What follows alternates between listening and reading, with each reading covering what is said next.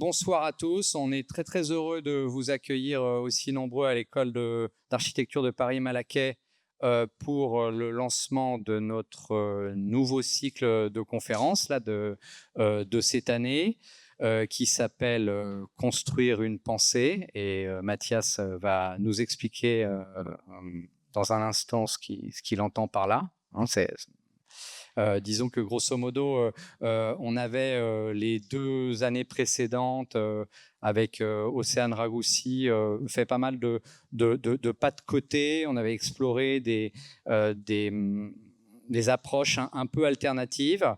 Là, cette année, on est un peu plus concentré disons, sur l'architecture, voilà, et donc avec la remise en valeur de la notion de construction. Voilà, donc on aura 6 conférences cette année qui sont retransmises sur Instagram Live et YouTube Live et qui ensuite sont visibles à nouveau voilà, sur YouTube. Voilà, donc on est très heureux pour la première conférence d'accueillir François Brugel. Que je pense Brice présentera mieux que je ne le ferai, qui à la fois est un professeur en école d'architecture actuellement à Marseille et qui est un grand praticien également, qui a l'équerre d'argent jusqu'à encore quelques semaines. Hein, c'est comme pour Miss France, il faut profiter de l'année où elle a tous ses pouvoirs, encore son écharpe. Et puis, parce qu'après, voilà, il faudra la rendre, hein, enfin, plus ou moins, enfin, ça. Hein, voilà. Donc voilà, donc bienvenue à tous. Là, je remercie Mathias Gervais de Lafont qui enseigne ici, qui est architecte, d'avoir voilà, conçu ce cycle de conférences en lien avec notre CFVE. Et puis Brice Chapon qui va être l'animateur, le débatteur, je sais pas, le questionnant, le répondeur, voilà, de cette conférence. Voilà, donc bonne soirée à tous. Et Mathias, c'est à toi. Merci. Bon, je vais faire vraiment très très vite. Vous m'entendez bien, ça va? Juste pour vous resituer, donc ce soir c'est donc la première conférence de ce cycle Construire une pensée. Merci Jean-Baptiste d'avoir soutenu ce projet. Merci, comme tu le disais, la CFVE. Donc c'est la commission de l'information et de la vie étudiante. Merci de leur confiance. Merci à Brice Chapon d'avoir accepté l'invitation ensuite pour poursuivre cette conversation avec François. Un grand merci aussi à Hélène d'avoir organisé non seulement cette conférence, mais tous les 5 conférences qui suivront. Donc c'était vraiment un plaisir de faire ça avec toi et puis toute l'équipe technique de l'école qui rend la retranscription et l'enregistrement possible ce soir. Alors, ce cycle de pensée, en 3 petits mots, il est né d'un désir clair d'interroger l'identité constructive de l'architecture et plus particulièrement de l'architecture contemporaine. Ce qu'on veut dire par là, c'est que c'est possible de faire de l'isolation thermique. On peut faire de l'isolation thermique par extérieur, mais ça ne veut pas dire faire de l'architecture. Tous les jours, des chantiers sont ouverts, des bardages sont assemblés, mais cette mise en œuvre de la matière ne signifie pas systématiquement faire de l'architecture. Donc le parti pris de ce cycle de conférences, c'était de mettre en avant des praticiens, des théoriciens qui défendent une pensée à construire, une pensée pour construire, ou en tout cas qui interrogent l'acte de construire comme une préoccupation centrale de notre engagement d'architecte. C'est le point de départ de ce qui relie les intervenants de ces 6 conférences. Donc, pour cette conférence inaugurale, on est très très heureux d'accueillir François Brugel, qui a gagné l'équerre d'argent 2023, qui, pour un bâtiment de 254 logements sociaux, que vous avez sûrement vu beaucoup publié cette année, qui est réalisé dans le 7e arrondissement avec l'agence H2O pour la RIVP. Mais bon, François, ça fait longtemps qu'il fait des belles choses et qu'on retrouve dans toutes ses productions un regard particulièrement sensible sur la matière qui est présente, sur le déjà là, sur la manière, une capacité à chercher à la révéler, à la transformer, à identifier son potentiel. Et ces choix audacieux, enfin courageux plutôt même, de travailler dans des environnements qu'on pourrait dire contraints, denses, hybrides, sédimentés, obsolescents, et ben tout ça, qui sont les choix en fait, les milieux dans lesquels travaille François, demande une agilité particulière. Et c'est cette agilité, je pense, qui définit le mieux l'engagement constructif de François et de ses équipes. Donc François, merci infiniment, vraiment, du fond du cœur d'avoir accepté cette invitation. Ça me touche moi, ça me touche l'école, ça me touche moi. Et je te donne la parole avec grand plaisir. Merci.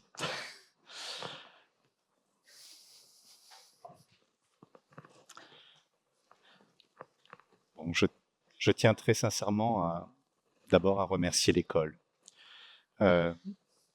D'être dans une école, c'est toujours un moment extrêmement important. J'y traîne mes guêtres depuis quelques années, mais il y a ce plaisir renouvelé d'être toujours là, avec des têtes qui se renouvellent, des têtes que l'on reconnaît, et se dire que c'est des gens qui cheminent pour un petit peu plus loin. Donc je remercie cette école, je remercie son directeur, Jean-Baptiste Froment, qui a ouvert tout à l'heure la parole, qui a pris la parole tout à l'heure, et puis qui d'une certaine façon représente ce petit cycle de conférences, ça me semble assez important. Mathias, je te remercie sincèrement. Brice, pas encore, parce que je connais pas la teneur de tes questions.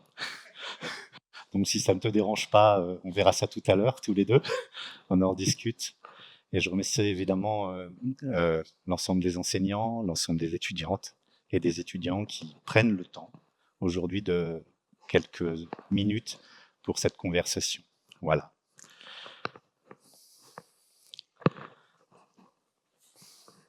Je vous ai écrit quelques lignes. Je me suis un jour plongé dans cet ouvrage.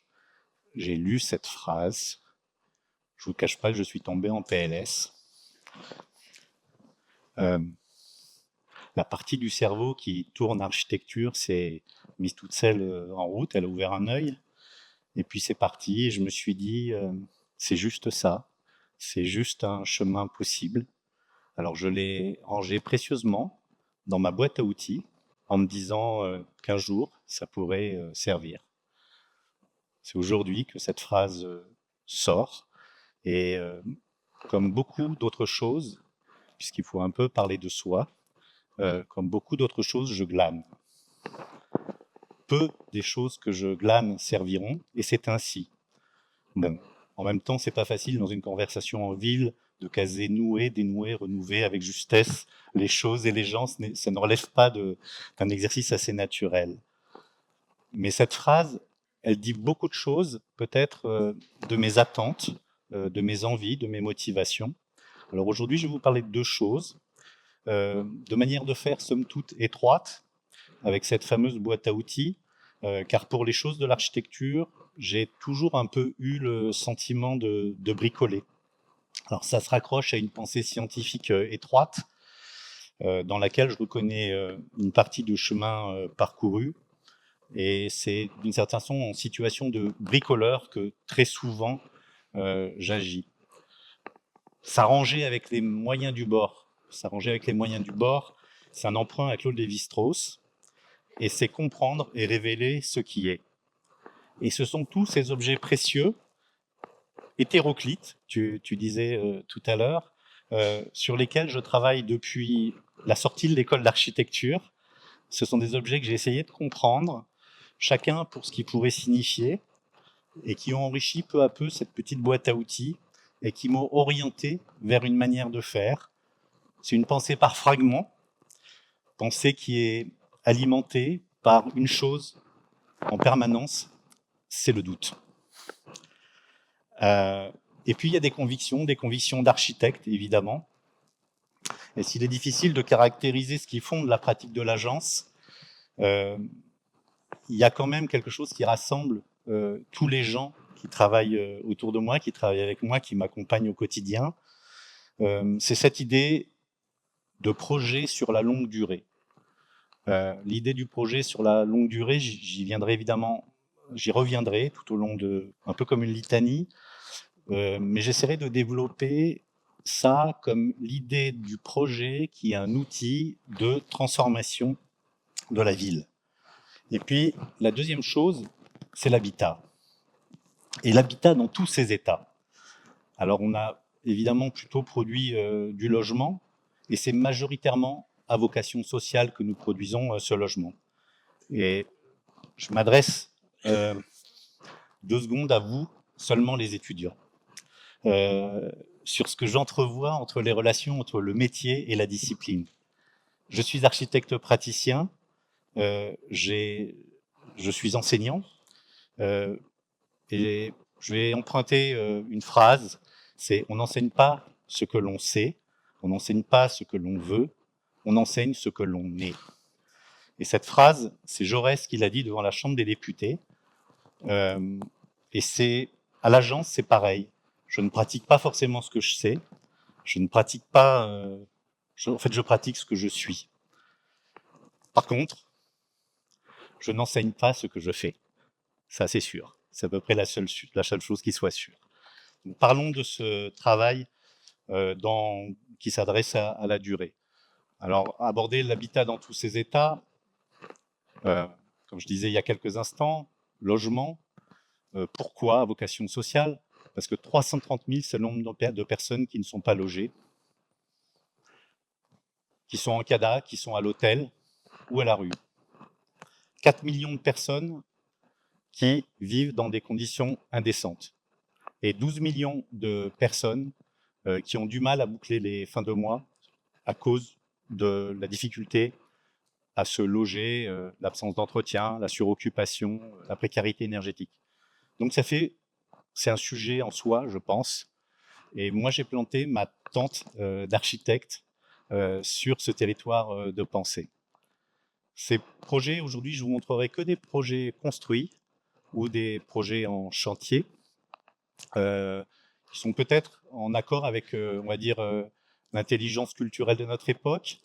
Ils rejoignent les thèmes qui me sont chers, mais sur le fond, c'est le complexe et l'hybride qui restent aujourd'hui peut-être des sujets qui nous obligent à prendre la mesure de situations géographiques, de choses contradictoires, voire même de valeurs contraires. Et c'est toutes ces choses-là que l'on doit embrasser. Et ça implique finalement une pensée sur plusieurs niveaux de signification et bien souvent des stratégies de coexistence. Alors, il fallait que je parle d'architecture contemporaine. Désolé, Mathias, c'est raté. C'est raté. Je vais vous introduire un petit peu cette conférence. Cette maison va revenir de temps en temps.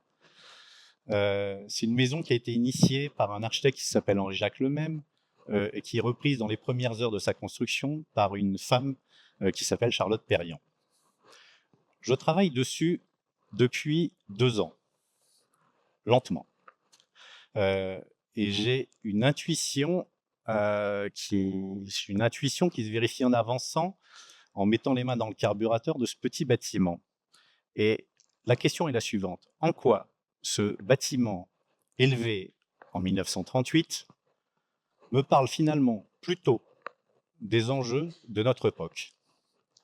En fait, j'ai l'impression de toucher un objet qui est parfaitement inactuel et qui alimente complètement cette quête d'actualité que l'on a tous. Donc, je me suis livré à un exercice et je vais vous proposer tout au long de cette prise de parole 4 situations de projet, 4 petits bijoux complètement étonnants qu'a fabriqué Charlotte Perriand. Ces objets, ils ont été fragilisés par le temps, ils ont été modifiés, on va dire, par des pratiques parfois curieuses ou aventureuses. Les gens qui ont habité là ont revisité, on va dire, les idées de Charlotte Perriand. Ils ont redéfini par moments l'architecture. C'est des choses que l'on vit évidemment au quotidien. Et finalement, ces moments de projet cristallisent ce à quoi je m'attache au quotidien autour de ces 4 questions. Les voilà, ces 4 questions. Un meuble, une table, une affaire de cuisine, simple, une appli, complexe et hybride, une porte pivotante, texture des lieux, matériaux et enveloppes. Et je crois que ces représentations, vous voyez, c'est représenter, c'est-à-dire que c'est des choses qui existent ou qui ont existé, que je représente. Elles dessinent des lignes de pensée, à la fois pour faire projet à rebours, à la manière des archéologues finalement peut-être, et peut-être pour trouver des gestes justes, économes et sans équivoque. Et je veux rien évacuer de tout ça, des envies, des intuitions, des explorations, de la gourmandise. Il était carrément gourmand, non, ce petit édifice, quand vous l'avez vu tout à l'heure. Et il y a dans cette recherche un peu tranquille quelque chose qui se joue en arrière-plan. C'est le besoin d'un nouvel appareil théorique aujourd'hui. Un chaînon manquant. Je m'explique. Notre appareil théorique, il est adossé à des doctrines qui ont été portées par des architectes, qui ont été portées par des architectures, et on est dans un appareil aujourd'hui théorique qui est un appareil qui est, on va dire, monographique. Et cet appareil aujourd'hui, je suis assez intimement persuadé qu'il faut continuer d'y réfléchir, continuer d'y travailler et de faire entrer dans cet appareil quelque chose qui est assez essentiel, qui est l'idée de la durée. La durée, c'est finalement acquérir la conviction qu'un édifice est capable de transformation, qui nous raconte des choses qui, même à un moment donné, ont été déposées, ont été démolies. Il ne s'agit pas de les reconstituer, mais il s'agit de les interroger pour trouver, d'une certaine façon, place dans la cité avec ces objets. Et pour ça, il faut les comprendre, il faut comprendre leur nature profonde, il faut interroger, je dirais, au-delà de la part visible ces objets, mais aussi les interroger dans leur part visible. Donc, l'affaire n'est pas simple. Alors, allez, commençons tout de suite. Un meuble, une table, une affaire de cuisine. Bon, les deux ont disparu. La cuisine, pour des besoins sans arrière-pensée d'usage, elle a été remplacée par une cuisine, mais une autre cuisine. C'est le propriétaire qui avait une idée d'autre chose. Pourtant, son histoire, elle est absolument formidable à cette cuisine. Et puis, la table, on verra. Alors, dessiner une première fois. Appréhender et mesurer d'abord. Ça démarre en bas à gauche, la taille d'une pile d'assiettes qui donne le battement du cœur de ce meuble. Puis Charlotte Perriand amène une porte coulissante. Et la première porte coulissante, elle a un œilleton pour pouvoir ouvrir. Pour manipuler avec facilité, simplement.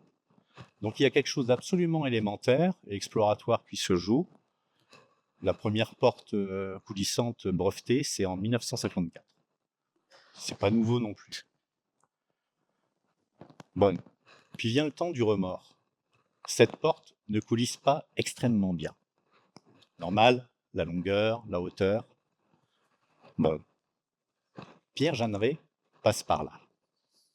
Ils se mettent à discuter. Il vient au vieux matelot. Les portes coulissent vraiment avec difficulté.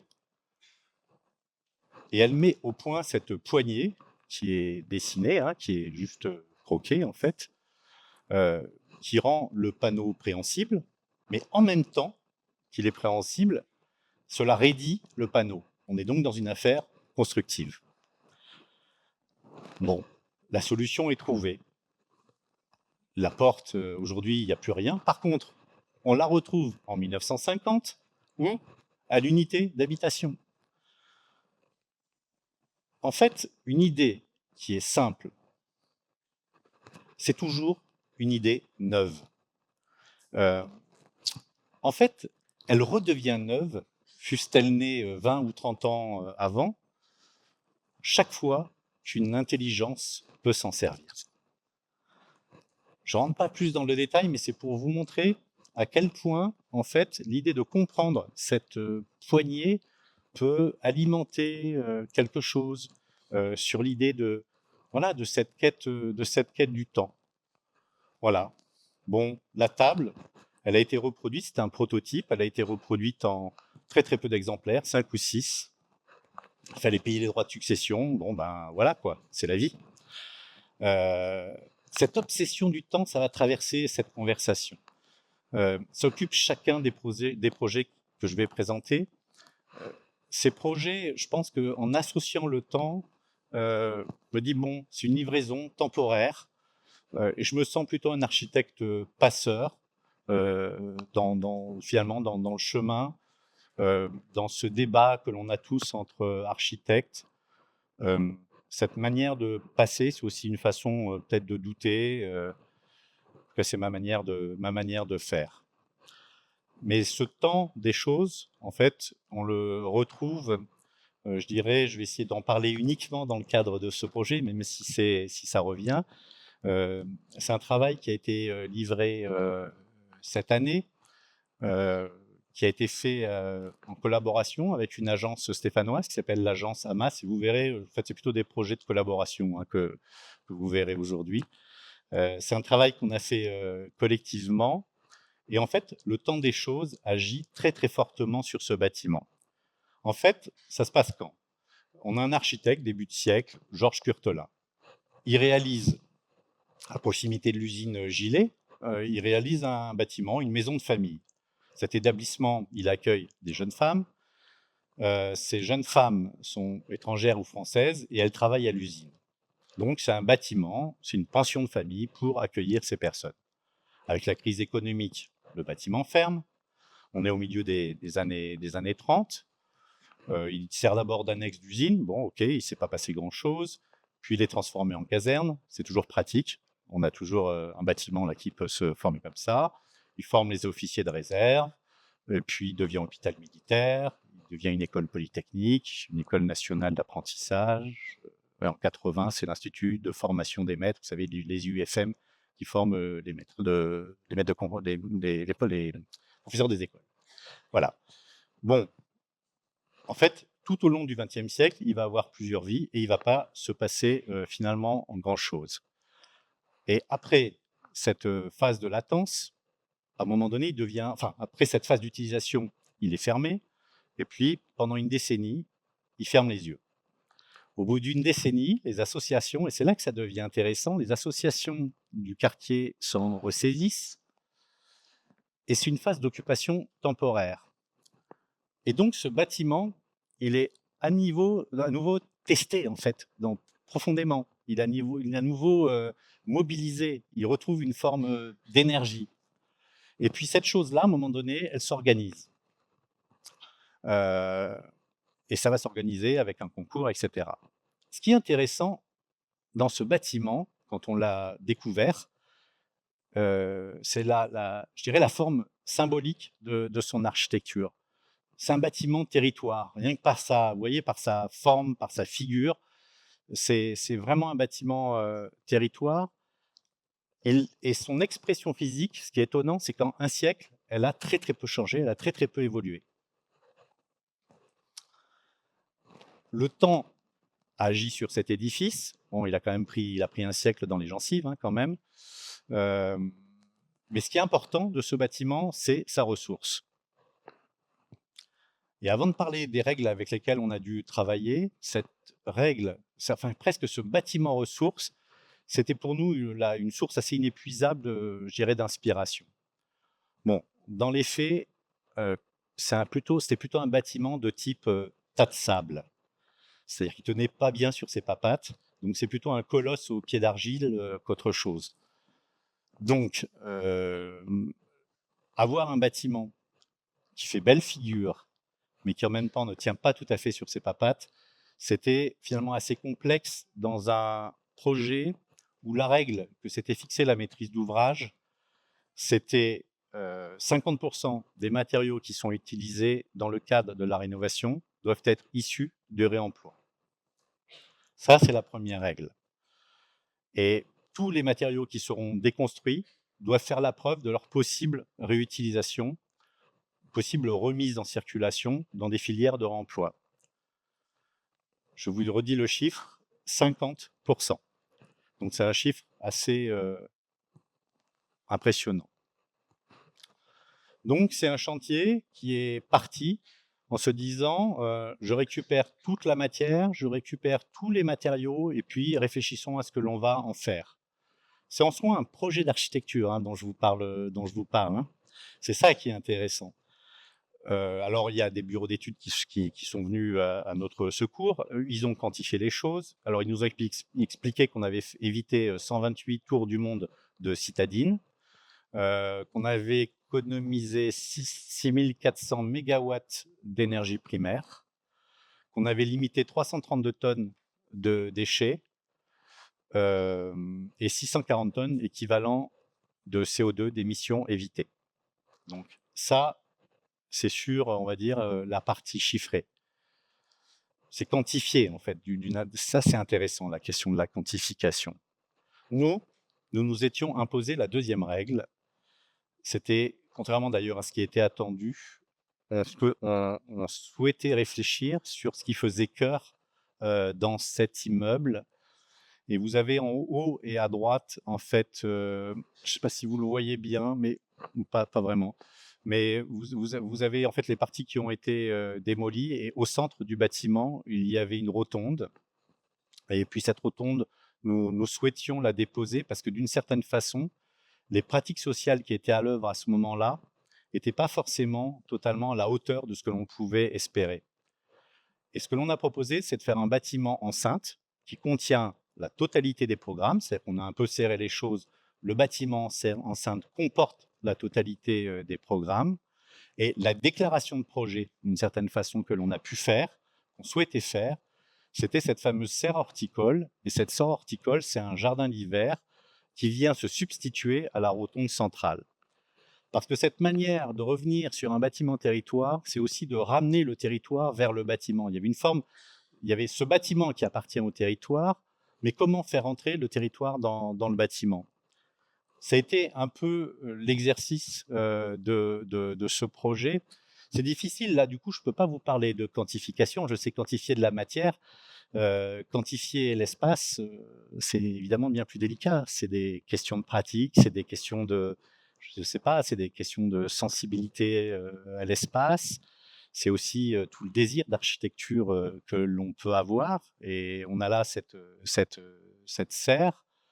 Et cette serre, effectivement, elle a tout sauf un usage propre. C'est-à-dire que ce sont les gens qui viennent, qui s'approprient. Et ça, c'est la définition de l'espace public. J'arrive dans un lieu, même public, je m'assieds sur un banc, ce banc est à moi, je quitte cet espace, je me lève du banc et le banc est rendu à l'espace public. C'est ça, d'une certaine façon. Dans cette serre, c'est un peu cette expérience-là que l'on propose, sauf les plantes qui sont plutôt chez elles, on va dire. C'est un petit peu l'esprit de ce projet. Ces projets, on ne les invente pas, je vous dis, on pique, on glane des images. Un jour, je suis allé à Mel, j'ai vu ces serres qui avaient dessiné des VVT dans l'hôpital psychiatrique, là, le PC Caritas de Mel. Et ça ne veut pas dire, je ne savais pas si ça allait servir un jour, mais il fallait le visiter. Et en revenant, c'est pas arrivé tout de suite, c'est arrivé quelques années après. Et cette idée de quelque chose qui va au-delà de la fonction, c'est ce qui aussi peut-être va permettre de parler de l'épreuve du temps, le temps des choses pour ce projet. Voilà. Alors, je vous montre quelques plans, quelques images. Un rez-de-chaussée très fonctionnel dans la complexité de ses usages et de ses pratiques. La maîtrise d'ouvrage a rassemblé beaucoup de programmes. C'est plutôt une bonne chose. Et puis les étages supérieurs sont un étage pour des femmes avec enfants, donc c'est de l'hébergement, et au-dessus, un étage d'étudiants. Donc ça donne une espèce de couche comme ça, étage étudiant, femmes avec enfants, et puis au rez-de-chaussée, des associations qui ont pris place dans le lieu et se pose la question évidemment de la gestion. J'ai rediscuté avec le maître d'ouvrage il n'y a pas très longtemps. Il a dit si je devais le refaire, je ne le referais sans doute pas, ou tout du moins pas comme ça, sauf qu'il l'a fait. Et il a pris un risque et je pense qu'il a vraiment fait avancer la cause d'une certaine façon, de savoir comment on pouvait appréhender la gestion d'un espace complexe. Il vaut mieux le faire peut-être la première fois, après il s'est coltiné la réalité, mais il n'empêche qu'il a fait le premier pas. Je trouve que c'est assez, de ce point de vue-là, je trouve ça assez formidable. Et puis vous retrouvez les carreaux que l'on avait déposés à un endroit qui étaient stockés, certains ont cassé, ils ont servi à autre chose. Et puis ceux-là sont redevenus, parce qu'ils étaient solides quand même, donc ils sont plutôt dans les espaces, on va dire, de travail. Et là encore, sur la question de l'écriture architecturale, quand vous vous retrouvez avec 250 000 matériaux que vous réordonnez, se pose un peu la question de cette mise en ordre, du risque à un moment donné d'avoir un goût limite ou un goût dans un état limite. Mais c'est pas grave, ça on assume assez facilement. En tous les cas, de temps en temps, on arrive à l'assumer assez facilement. Et en plus, ça rend, on va dire, plutôt les gens heureux. Et on voit cette coupe. Dans cette coupe, ce que l'on juste peut en comprendre, c'est que finalement, cette serre est devenue le cœur du projet. On était convaincus qu'il fallait démolir la rotonde, parce qu'une rotonde, ça ne parle pas de lumière, ça ne parle pas forcément d'espace, ça donne juste un mot. Et cette rotonde était profondément dysfonctionnante. Et il fallait convaincre un certain nombre de personnes. Vous imaginez bien, comme d'habitude, que c'était un potentiel de projet, une réserve de projet, sans forcément transformer ce bâtiment complètement. Revenons à une autre notion, puisque là on était dans quelque chose du temps. On va venir vers la question du simple. Alors, une applique au vieux matelot. Bon, je n'ai aucune photo à vous proposer de cette applique du vieux matelot, donc il va falloir me croire dans un premier temps. Quand on n'a pas de photos, même anciennes, ça veut sûrement dire en général quelque chose. C'est-à-dire quand on est allé à la pêche, et je peux vous dire depuis 2 ans, je suis allé à la pêche et que je ne retrouve pas de photos de cette... en fait, elles ont été jetées. Toutes ces premières lampes en applique de Charlotte Perriand sont allées à la poubelle. C'est pas grave. Mais du coup, je vous ai mis une autre photo, c'est une autre applique. Pareil, elle est partie à la poubelle, vous la regardez à côté de la fenêtre, elle fait pile la hauteur de la fenêtre, et si vous regardez bien, elle l'a redessinée quand elle a travaillé sur les arcs, et vous la retrouvez en tout petit si vous avez 2 francs 6 sous, vous l'avez vous en petite, moi je peux vous montrer la photo de la grande. Voilà. Mais pourtant, la simplicité d'un tel objet, ça trouve obligatoirement sa source dans une approche qui est une approche universelle, à l'attention de tous, pour une humanité qui serait capable de comprendre cette humanité. C'est cette affaire de simplicité que je trouve assez formidable. Du coup, je me suis plongé, je suis allé regarder ce que ça voulait dire simple. Et simple, ça vient de simplex, et là encore, c'est les philosophes qui disent simple, c'est plier une seule fois. La simplicité. Alors, quand même, j'ai retrouvé trace d'une lampe dans une vente chez Christie. Je ne commettrai pas l'affront de vous en donner le prix. 100 000 €. Si vous avez 2 francs 6 sous, n'hésitez pas, je sais pas où on en est. Par contre, à droite, vous avez un dessin, parce que du coup, moi mon truc, c'était pas forcément de l'acheter, vous imaginez bien, on imagine bien que ça, mais par contre, de dessiner, c'est intéressant. En redessinant cet objet qui n'existe plus, en fait, j'ai eu l'impression de comprendre une petite révolution que je ne pouvais comprendre qu'en dessinant. Le dessin. J'avais l'impression d'avoir, en le dessinant, en faisant ces 3 traits, j'avais l'impression d'avoir, je sais pas, une victoire à la Pyrrhus, quoi. Vous voyez, genre, waouh, j'ai trouvé un truc. C'est incroyable. Comment comprendre la logique de ce qu'elle a cherché à faire? C'est dans ce but que je cherchais à comprendre cet objet qui est physique, qui se déplie, qui se déploie, et le dessin. Le dessin. Le dessin, en fait, c'est la relation qu'on a entre nous, enseignants, étudiants. Toute notre relation, elle passe par le dessin. Elle passe par la voix, évidemment, mais ça passe par le dessin. Quand on dessine, on sait ce que l'on fait. Tout à l'heure, je vous ai montré les bâtiments de Mel qui nous ont servi, mais les bâtiments de Mel, je suis allé les voir pour me dire, ils parlent, ils me parlent. Je ne dis pas que je ne vais pas sur Instagram pour regarder comme ça viteuf, hein. Je le fais aussi, hein. Mais dessiner, c'est central. Et aller essayer de comprendre ces objets, pour moi, c'est assez central.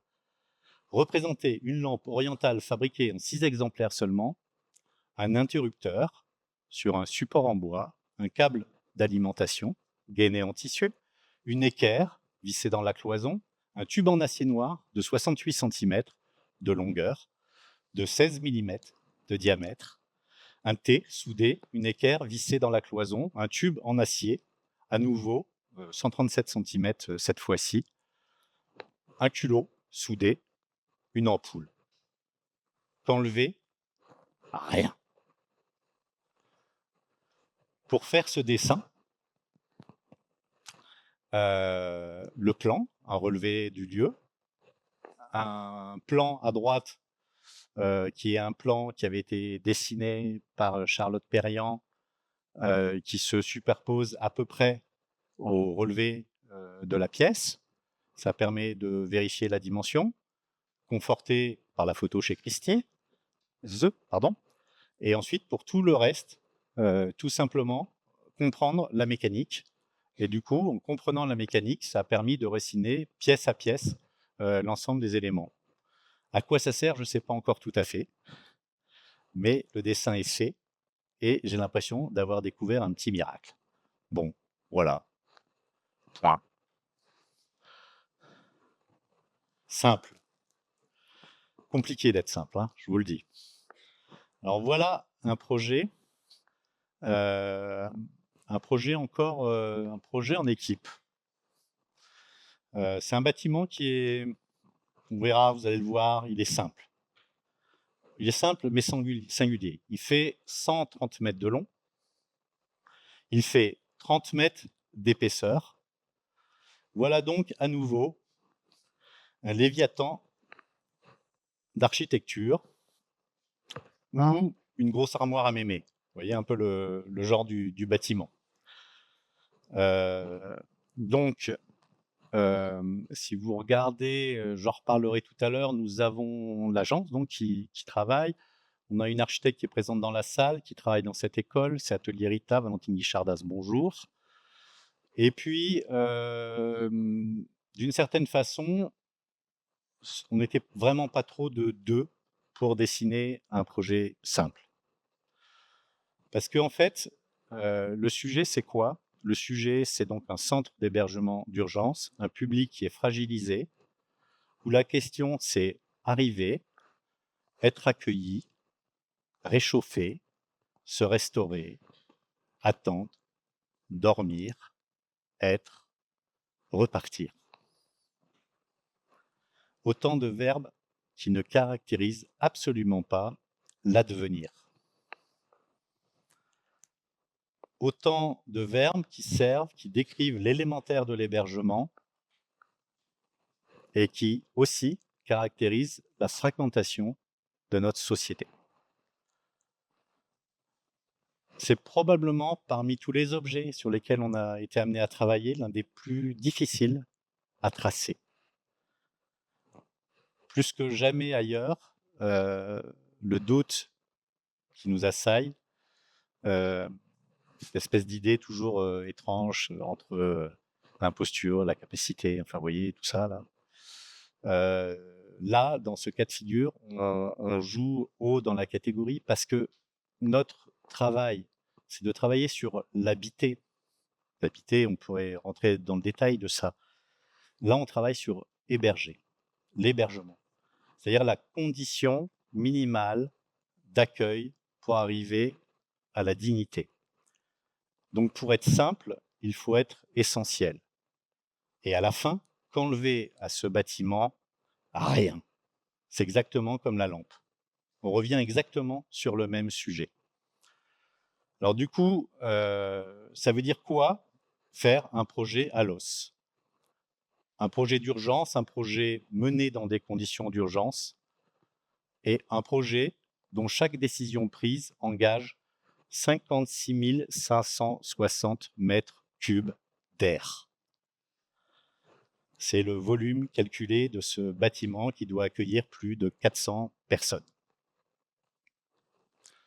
Dans 30 mètres d'épaisseur, nous avons juste fait une trémie au centre.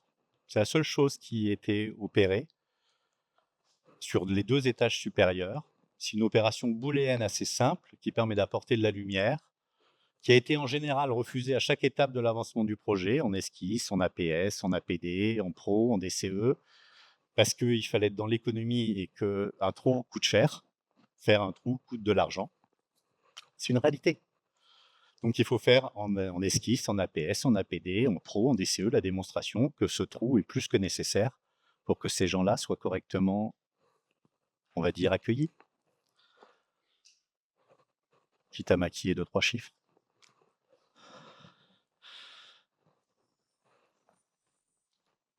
Excusez-moi, je suis revenu en arrière, j'ai planté mon effet.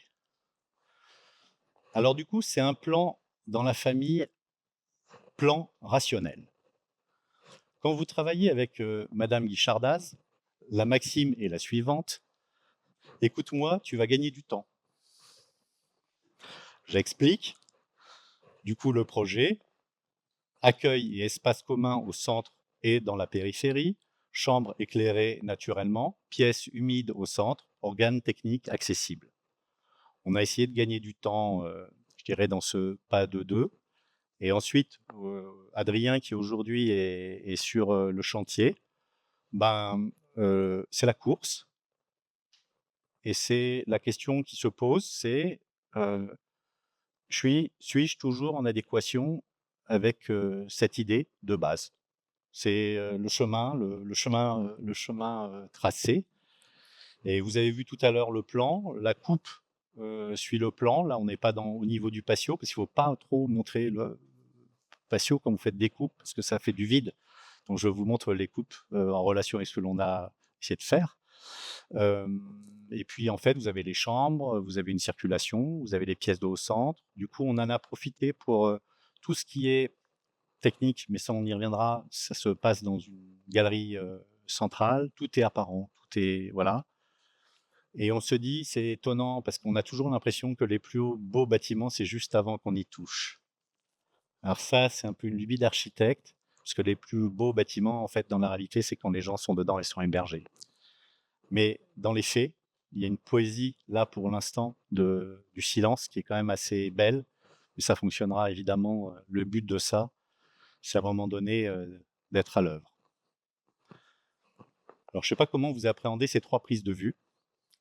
C'est mi-chantier, mi-pas chantier, comme on dit. En fait, pour répondre, s'il faut de temps en temps répondre à la question qu'a posée Mathias sur la construction, la mise en crise de la question en fait matérielle m'intéresse plus que la vérité constructive. Un état limite, en fait, me passionne bien plus, même face aux questions réglementaires. Notre condition d'architecte, elle engage les modes de génération. C'est un terme un peu plus contemporain sans doute que les logiques de production économique, qui était le mot qui était, on va dire, historiquement porté. Les modes de génération. Parce qu'en fait, on prend la mesure avec ce projet que l'intervention que l'on propose, elle fait partie d'un environnement qui est défini par nos ressources, par un environnement qui est aujourd'hui un objet de préoccupation, qui est un objet de préoccupation de morale, de débat et aussi, aussi d'indignation en fait.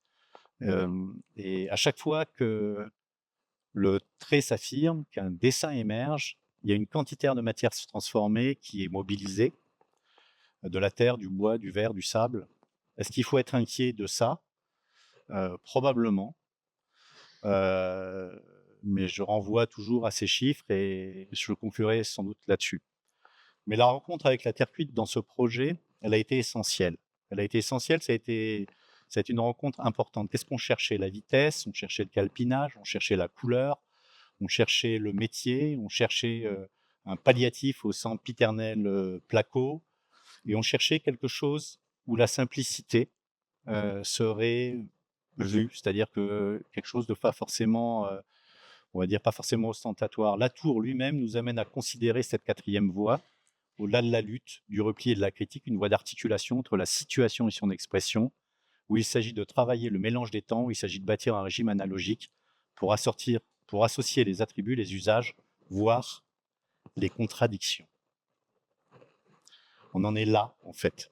On en est là parce que dans ce grand volume, on va bâtir, quoi, en fait. On va bâtir de façon élémentaire, bien entendu. Voilà, on a là un sol, on a 2 parois latérales et un renvoi à une façade assez largement éclairée, et 2 personnes seront abritées dans ce lieu. Donc voilà pour la question du simple.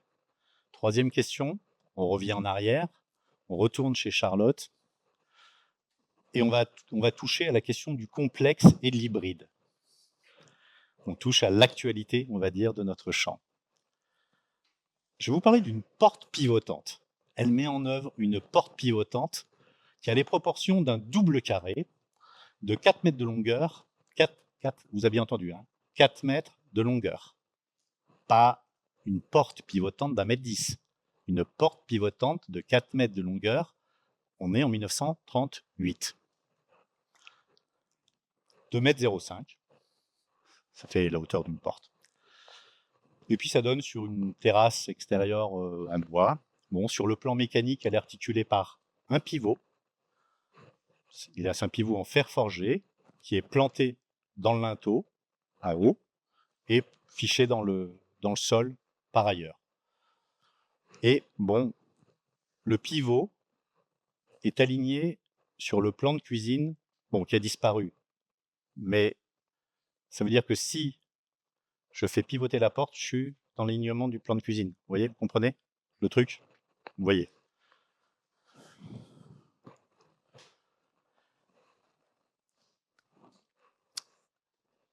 Je l'ai regardé un peu comme ce chien, hein, cette porte, pendant longtemps. Dubitatif. Plutôt heureux. J'ai pas compris tout de suite. Parce qu'elle fonctionnait. C'est-à-dire que on est, je sais plus, 90 ans après, on prend la porte, hop, ça marche. Vous livrez un bâtiment, vous mettez une porte sur pivot. Ah, j'ai peur. Voilà. Bon. Et on retrouve dans l'histoire, en fait, le plaisir qu'il y avait autour de cette porte. Du coup, j'ai fait comme d'habitude, je l'ai dessinée. Et en la dessinant, en la regardant, alors mon dessin est peut-être un peu tordu aussi, hein, je suis désolé, hein. Dans la réalité, quand vous regardez bien la porte, c'est un rectangle certes, mais la quantité de bois à l'extrémité est moins importante qu'au droit du pivot. Ça fait 13 cm au droit du pivot, ça en fait 4,5 à l'extrémité. Et vous avez un tirant en acier, en diagonale, qui explique la position des panneaux pleins qu'il y avait avant, qui cachait ce tirant. Les panneaux ont disparu, du coup le tirant est apparent aujourd'hui. Et puis dans l'usage, ils ont remis des allèges basses plus tard. Vous le voyez sur la photo en bas à gauche, tout simplement peut-être parce que la neige, parce que je sais pas, voilà. Puis du coup, ça vaut la peine de dessiner et c'est incroyable, quoi. C'est juste un métier, quoi. C'est un métier, un champ disciplinaire en soi, plein de cohérence, plein d'intelligence. C'est ça, cette hybridation et un petit peu cet intérêt, d'une certaine façon, pour la question complexe, hybride, à laquelle on est amené toucher aujourd'hui. C'est-à-dire qu'on est amené à résoudre des équations de choses et de significations souvent contradictoires ou complexes qu'on est amené à associer. Donc un petit projet, on passe du coup par l'îlot Saint-Germain. C'est un bâtiment qui a été livré donc il y a 1 an. On va effectivement rendre dans 1 mois l'écharpe de Miss France. Donc on reprend le boulot. Voilà. On se retourne sur le métier. C'est un projet qui a été quand même dessiné en 2018, qui a vu la crise du Covid lui passer sur les reins. C'est pour ça que les questions d'histoire, c'est toujours assez important. À la fin, il y a le bâtiment, mais il y a les conditions dans lesquelles ce bâtiment ont été réalisés. Je veux dire, ça participe de cette question complexe et hybride, c'est-à-dire de choses assez complexes à porter en même temps. 2 équipes d'architectes sur les logements, H2O et nous, et un architecte choisi un petit peu plus tard pour réaliser l'équipement. Nous étions, nous, coordonnateurs et mandataires, et on dessinait les logements, et on a essayé de fabriquer une fiche de lot pour que l'architecte qui a été désigné ensuite puisse travailler dans les meilleures conditions possibles. En gros, on met une crèche sous du logement et puis un équipement sportif. Et puis sur cet équipement sportif, on va mettre un jardin suspendu. Voilà, pour expliquer rapidement le sujet. Dans les faits, très sincèrement, quand j'ai vu la première fois ce site, je n'étais pas rassuré. Je n'étais pas rassuré. Pourquoi je n'étais pas rassuré ? Parce que c'était d'abord un objet silencieux. Personne ne le voit pas nécessairement de la rue. Et il y a un truc qui me fait peur un peu toujours, c'est la question de la croissance et de la décroissance. C'est un grand sujet, la croissance et la décroissance. Il y a un sociologue qui s'appelle Leopold Kohr qui a dit partout où quelque chose ne va pas, c'est que quelque chose est trop gros. Donc on est dans une première question d'échelle du trop gros. Je ne vous cache pas qu'à la boulangerie juste avant, il y avait déjà un peu cette question avec l'armoire à mémé, sauf que là l'armoire à mémé elle est verticale. Il y a une question d'échelle, une préoccupation qui est nécessaire parce que cet architecte de la modernité, dans la conduite des affaires humaines, il a répondu à une question qui était pour le ministère des Armées. Fais-moi des bureaux, s'il te plaît.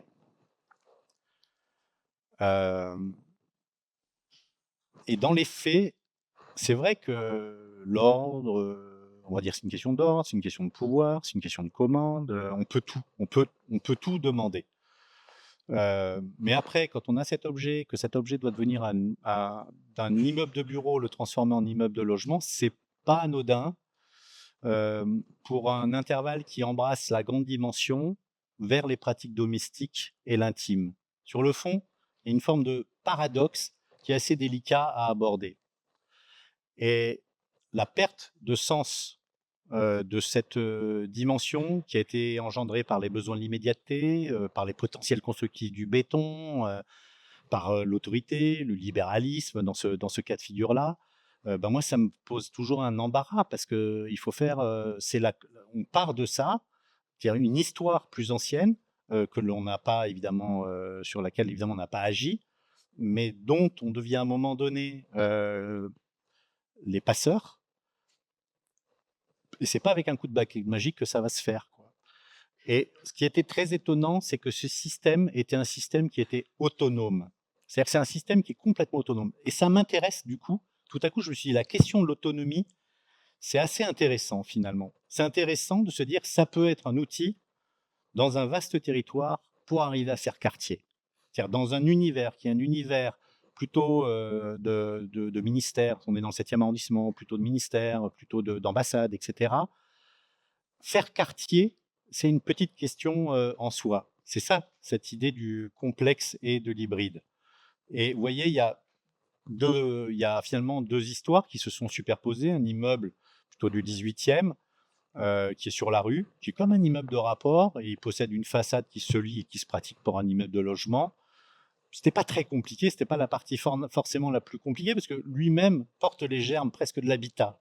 Et puis on avait l'autre qui est une équerre intérieure, une équerre très fonctionnaliste, pensée comme un immeuble de bureau, dessinée comme un immeuble de bureau, avec tous les signes d'un immeuble de bureau.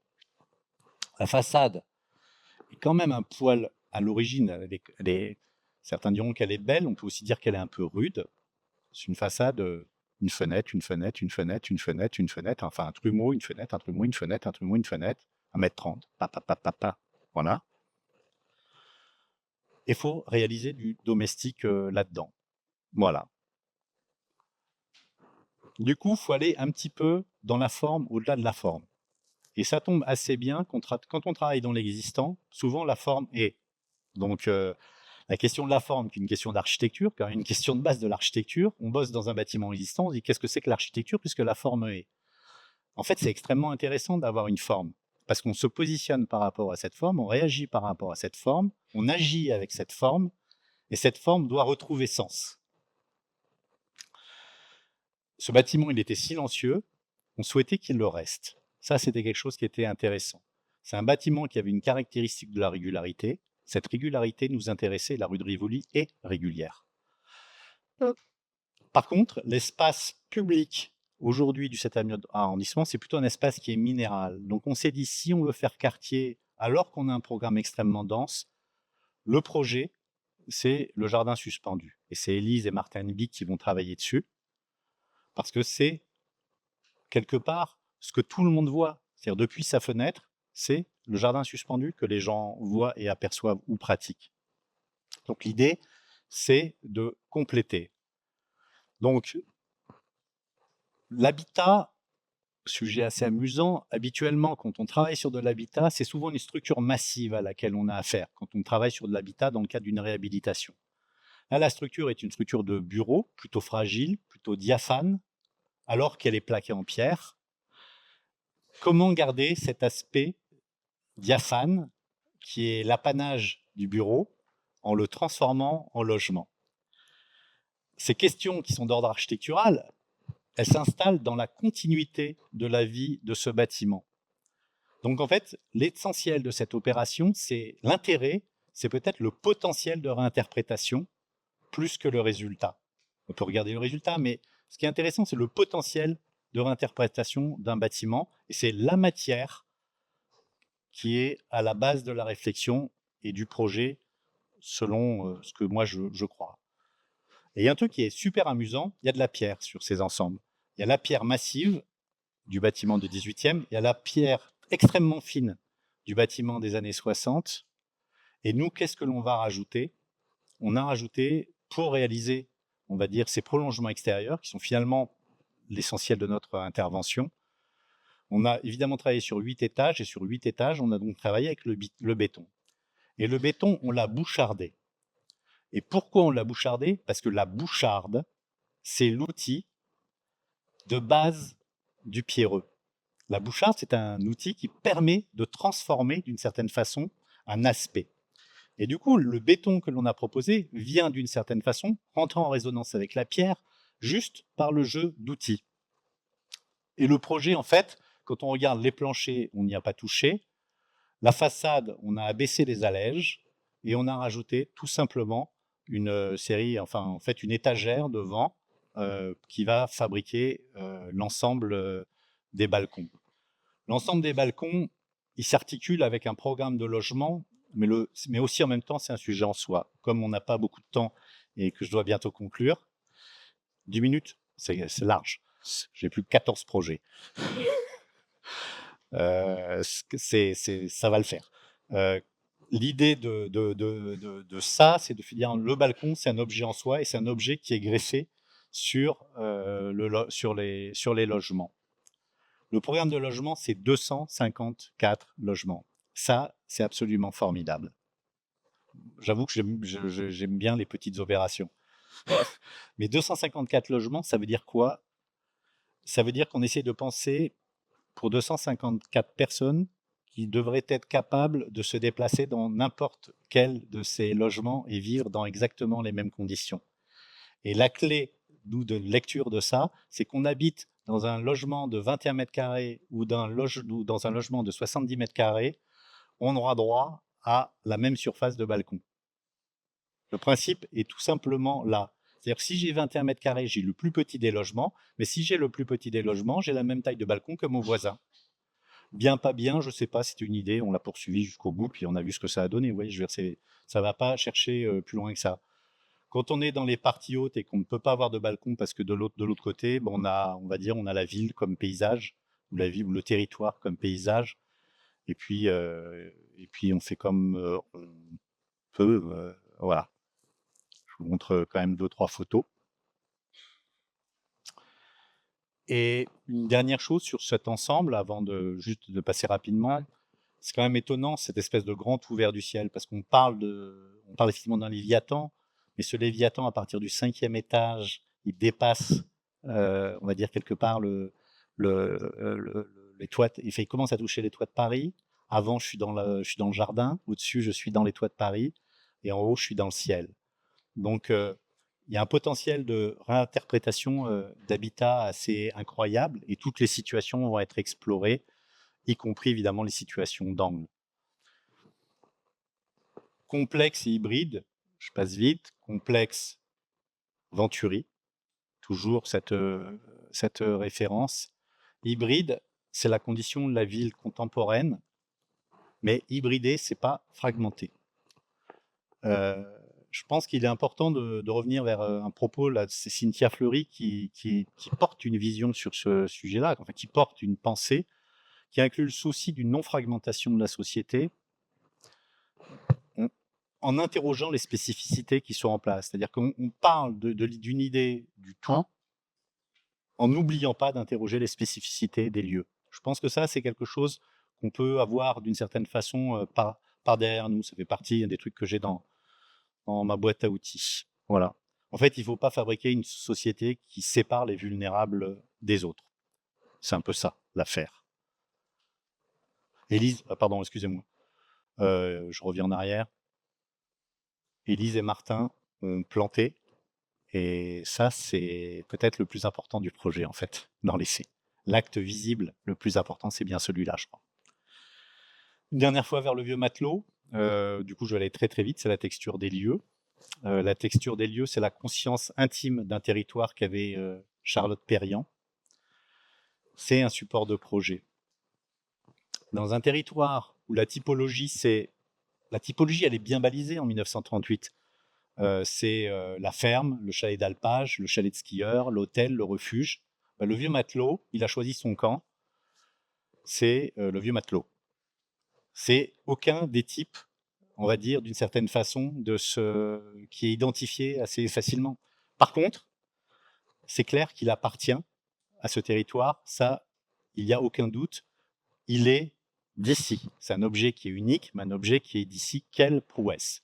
C'est quoi un objet d'ici? Un objet d'ici, c'est un objet que seuls les gens d'ici peuvent comprendre. Vous voyez ce que je veux dire? C'est ça, être d'ici, c'est être compris par les gens qui sont de là. Ils sont de là. Il ne peut pas être compris par ceux qui ne connaissent pas l'histoire des lieux. Ça, c'est les gens d'ailleurs. Mais les gens d'ici, ils sont là, ils connaissent leur histoire. Les autres ne connaissent pas l'histoire des gens. Donc, c'est quand même quelque chose qui touche, je pense, à l'ordre environnemental. Ce bâtiment, il a été modifié. Vous avez à gauche les dernières photos couleur 1980, et puis à droite, on ne va pas se livrer au jeu des 7 erreurs, mais il y en a. C'est pas grand-chose, hein. Mais enfin, quand même, quoi. Voilà. Vous mettez une parabole, c'est plus pareil. C'est un petit côté Jean d'ailleurs. Vous mettez un bon gros volet roulant en plastique devant la porte pivotante, c'est plus tout à fait pareil. Enfin, c'est encore autre chose, quoi. Vous mettez 3 volets roulants sur les fenêtres, bon, c'est presque pareil, mais pas pareil. Puis vous me changez les fenêtres, parce qu'il y avait une fenêtre à un seul ventail qui s'ouvrait, vous voyez, comme ça. Bon, vous mettez à 2 vantaux, c'est quand même plus pratique. Mais c'est pas pareil. Voilà. Bon. Et en fait, il y a des petits miracles, il y a des petites merveilles qui permettent encore d'identifier cet objet d'ici. Il y a plein de petites choses. Le bleu, qui est le bleu des églises baroques, qui est un bleu charrette. Les abouts de poutre saillants, qu'elle peint en bleu. Le toit, le débord de toit, qui est un débord de toit de 2 mètres. C'est un chalet d'ici. Et en même temps, la charpente que forme ce toit, elle empreinte d'une autre écriture. Voilà. On a besoin de ces gens, on a besoin d'Annie Ernaux, on a besoin de Père Birgougnou, on a besoin de tous ces gens pour nous faire comprendre la part invisible de ce que les architectes voient en dessinant. Du coup, un petit dernier projet pour la route, un entrepôt à quai, et puis on s'arrêtera là-dessus avec ce sujet un peu de texture. Encore un Léviathan à quai, c'est un signe de la puissance du développement économique du canal Saint-Martin à une certaine époque, qui a connu une croissance urbaine extrêmement rapide. Il fallait construire, efficace. Et en fait, quand on regarde ce bâtiment, en fait, l'histoire de ce bâtiment, elle jalonne tout simplement l'histoire du canal. Le cadastre de 1900, la parcelle, elle est au droit de la place des Marais que vous voyez sur le plan qui est à gauche. On est sur donc à ce moment-là, on est sur un bâtiment qui n'existe pas. Puis ce bâtiment apparaît dans le cadastre de 1900 et il est construit juste avant le XXe siècle en fait. Et en 1925, puisque ça marchait à fond la construction à Paris, 2 architectes, Marcel et Mage, construisent une surélévation. Et cette surélévation, en fait, elle est construite.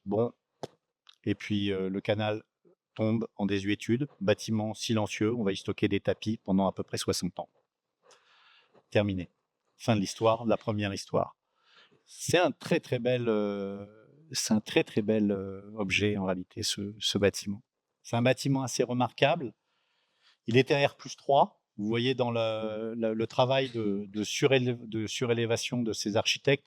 Un des architectes a construit la pagode à Paris. C'est quand même... vous voyez, c'est des gens qui, eux, ils ont apprécié la construction de cette architecture du 19e qui est en fonte avec des voûtins.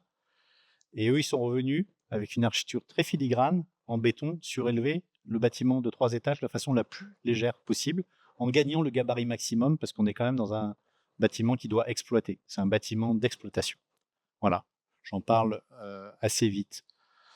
Donc c'est un bâtiment, parce qu'il doit stocker, c'est un bâtiment enveloppe, épaisse, et à l'intérieur, une charpente métallique extrêmement légère, en fonte, parce que ça permet d'avoir un minimum de points d'appui. Il y a juste des points d'appui et des maçonneries au droit des escaliers. Il fait 19 mètres d'épaisseur, 46 mètres de long. C'est un intervalle constructif de 4,90 m. Le programme n'était pas fixé à l'origine. On nous avait demandé de réfléchir au programme. On a été un peu élémentaire, une fenêtre, une pièce.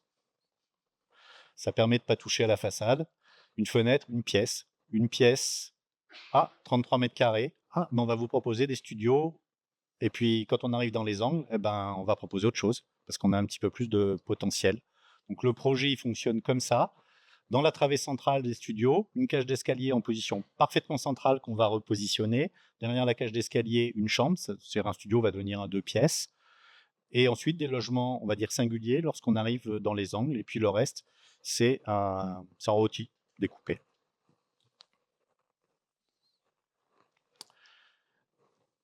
Et après, là-dedans, on a dit qu'on allait un peu commencer à évoquer la question de la nature du bâtiment. Comment faire un bâtiment aujourd'hui en gardant toute l'architecture, la plus grande partie de l'architecture qui l'a animé, c'est sa construction, ses voûtins, en gérant les questions d'acoustique, les questions de thermique, etc. etc. Et donc le projet, d'une certaine façon, joue de cette structure et de ces ossatures. Je ne vais pas aller beaucoup plus loin. Je voudrais juste garder un petit peu de temps pour la fin. La qualité de cet édifice, elle résidait dans l'évidence structurelle, en fait. Et en fait, on se posait la question, mais comment on va rajouter, nous, de la structure? C'était ça notre question. Comment on va rajouter de la structure? Comment on peut rajouter une troisième couche aux 2 couches qui ont été portées précédemment? Ces 2 couches, c'est l'héritage. Et la troisième couche que l'on va rajouter, d'une certaine façon, c'est la partie du contemporain. Et c'était une question, c'est-à-dire que tout était visible. Est-ce que nous, on peut apporter une couche visible? La question de la visibilité dans des structures visibles. Et le grain des structures, leur apparente, c'était quelque chose d'assez formidable. On vous montre les plans, vous regardez absolument pas ce qui est à gauche, d'accord, s'il vous plaît, vous regardez pas les pièces d'eau qui sont assemblées dans l'angle sur lesquels on peut faire le dodo, où on peut stocker, où on peut se cacher. Enfin, dans un T1 bis, je vois pas l'intérêt d'aller se cacher, mais on peut faire des tas de choses. C'est pas ça qu'il faut regarder, c'est le plafond. C'est le plafond qu'il faut regarder, parce que le plafond, c'est une discussion avec une entreprise pour essayer de rajouter une troisième couche. Et voilà le détail. Et comment on a travaillé sur ce projet? C'est ce qui est important, c'est qu'en fait, il n'était pas pour nous question de travailler la brique pour ramener la brique telle qu'elle était. C'était difficile. Le voûtin, aujourd'hui, on ne travaillerait pas de la même façon. Il était délicat de travailler sur ces bétons tels qu'ils étaient imaginés au départ. Et on s'est dit comment ajouter une troisième couche. Et là, une visite à Berlin, dans un bâtiment de Diener et Diener, nous a rappelé quelque chose d'assez évident, qui était issu d'un tableau. Le tableau qui est au centre, je ne sais pas si vous le connaissez, c'est un tableau de Franz Marc, qui a été complété par Paul Klee après avoir été brûlé. Franz Marc est mort, il ne peut pas reprendre son tableau. C'est un de ses amis qui le travaille, c'est Paul Klee. Et du coup, il vient essayer de reconstituer les choses, mais il ne le fait pas de la même façon. Et c'est pour ça qu'il y a cette touche brune qui est donnée, parce que le tableau a été brûlé, et il garde le temps de la brûlure du tableau. Et nous, du coup, ce que l'on a pris comme décision à ce moment-là, c'est de voir si on était en capacité de refabriquer ces voûtins avec le béton du dernier étage et en passant tout en béton blanc pour dissocier de la troisième couche. Vous voyez la manière dont le raisonnement a été porté. Il fallait rester dans une logique structurelle qui revisite 2 choses qui étaient déjà existantes.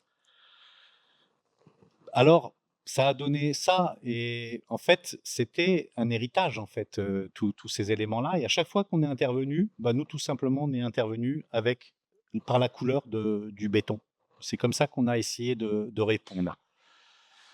Pour nous, ça, ce patrimoine, c'est pas du tout un entrepôt, c'est pas un entrepôt de souvenirs, en fait. Un héritage, c'est retourner une question pour, à partir de ça, faire notamment du projet. Et on est intervenu sur la totalité de ce bâtiment en se disant, on révèle toutes les couches de l'histoire, toutes les couches qui ont été recouvertes à un moment donné, et dès qu'on le peut, on raisonne dans l'idée de ramener plutôt les gestes bâtisseurs initiaux, et de se dire, on va essayer, nous, d'être un peu, on va dire, léger, on va dire, dans nos interventions.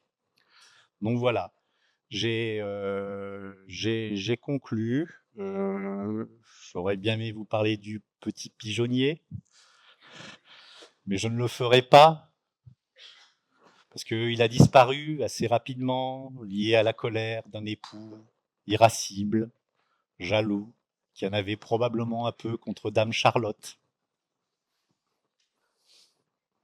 Pourquoi faire un pigeonnier quand on est... pourquoi faire un pigeonnier quand on a le Mont Blanc face à nous, quand on a le ciel comme décor? Peut-être parce qu'on a besoin à un moment donné d'un geste amoureux, d'aller se cacher dans un petit lieu. C'était difficile d'accéder dans ce pigeonnier, il n'existe plus. Mais je pense ma petite conclusion, c'est d'essayer d'expérimenter les consciences par l'architecture, vous voyez, c'est-à-dire d'essayer de pousser les choses, d'être curieux de ces choses-là, de s'en instruire. Ça sert pas toujours, ça même sert, je vais vous dire un truc, ça sert assez rarement, mais bon, c'est plaisant. Je vous remercie.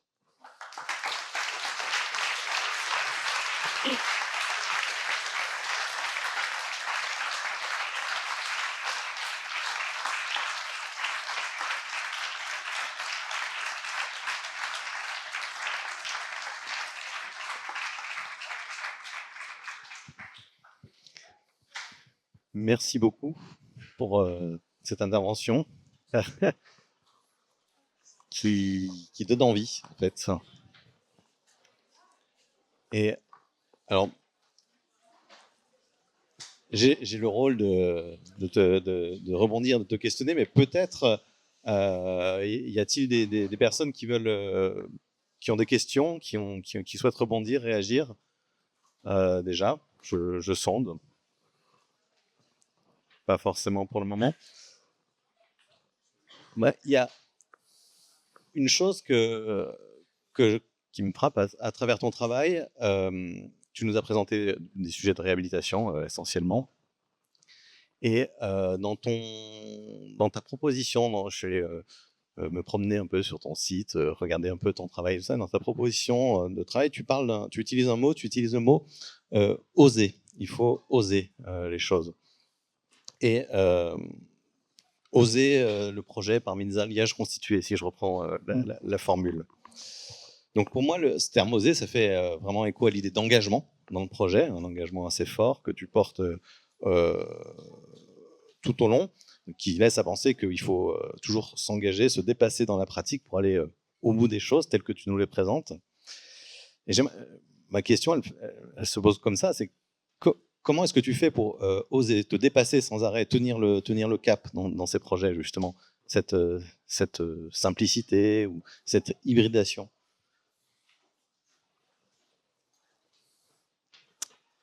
Peut-être une donnée qui est assez essentielle, même si le dernier projet, on l'a fait, c'est l'agence, hein, ça pour le coup, on s'est débarrassé de tous les gens encombrants autour.